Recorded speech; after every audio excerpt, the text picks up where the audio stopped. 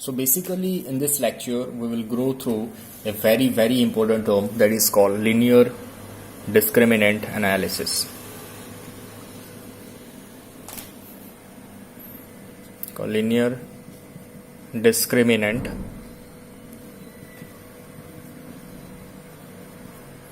analysis, that is called as LDA. Okay, so here we will directly solve a problem. Okay, that may be that problem is so we have a drug for a particular disease. For some people it works, for some people it does not work. So how to decide?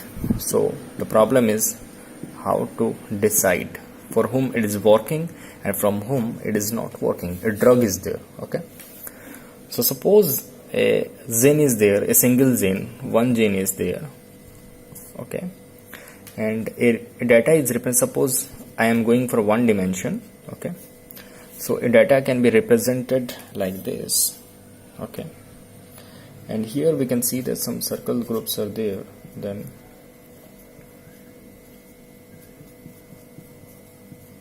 so this is x-axis. So here the circle group represent that the drug works for a particular disease, and for the cross the drug does not work.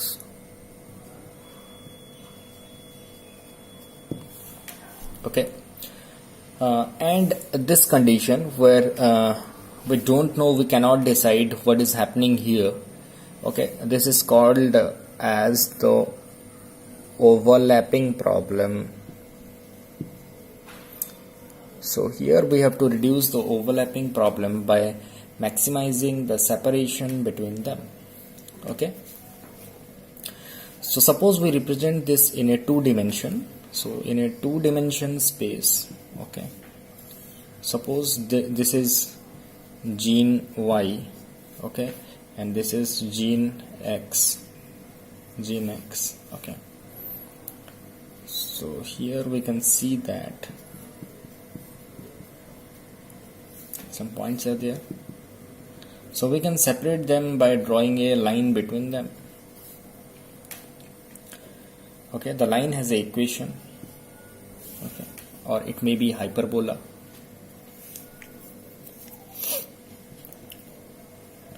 So the value is here low to high, then here low to high. So here we can see that when the transcription of gene X is higher, okay, then the value of X is more. When the transcription is the genes are low, then the value of circles increases. Means that when the transcription of gene X is low, the drug is working. When the transcription of gene X is high, the drug is not working. Okay, we can also represent this in a three dimension. Okay, in a 3D. Okay, so that can be represented like this. Okay, this is Z, X and Y, and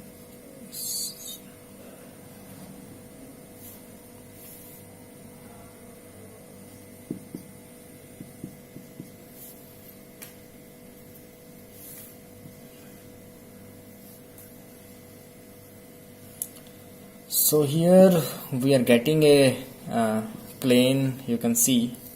Okay, with three dimensions we require a plane to separate them, and we can rotate the plane also. But if we represent this problem in four dimension, suppose, okay, then it is difficult to draw. Why? Because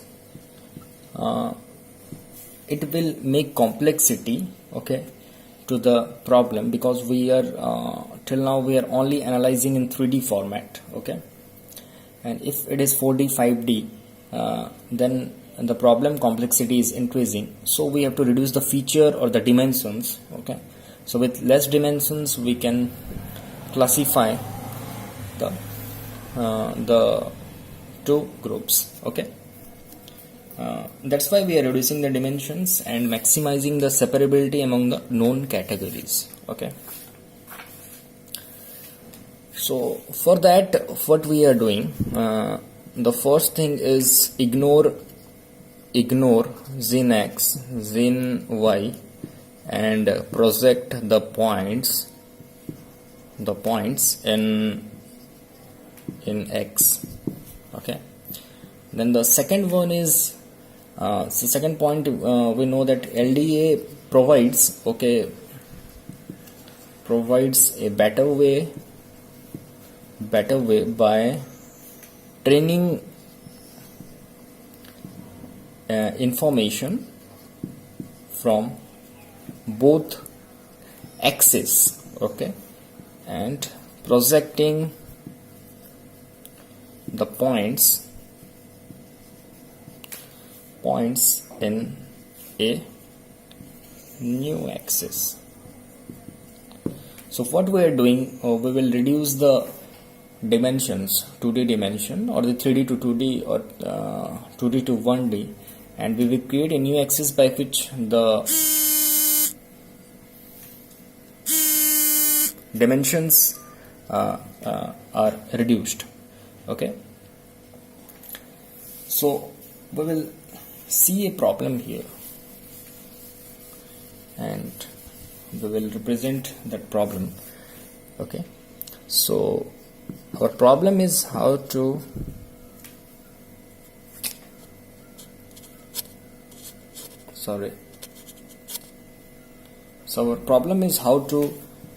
draw a new axis. Okay, so how we can draw a new axis? So that can be solved by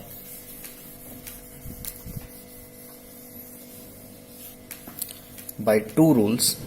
The rule 1, that is minimizing the distance between the means or the average. Okay, so this is the first one. So suppose a axis is there and we have represented the points by using some algorithms. Okay, that will be I will decide later, okay, which algorithm we will use to represent the points, okay, in the line. Okay, so that may be PCA, principal component, by which we can project the 2D points in 1D point. But here our main goal is to separate the two things by using that algorithm and separate the two groups and project it in a less dimension space. Okay, so here we can see that suppose the points are here. Okay, and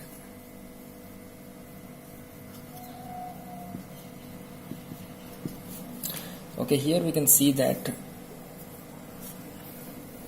a circle is also there.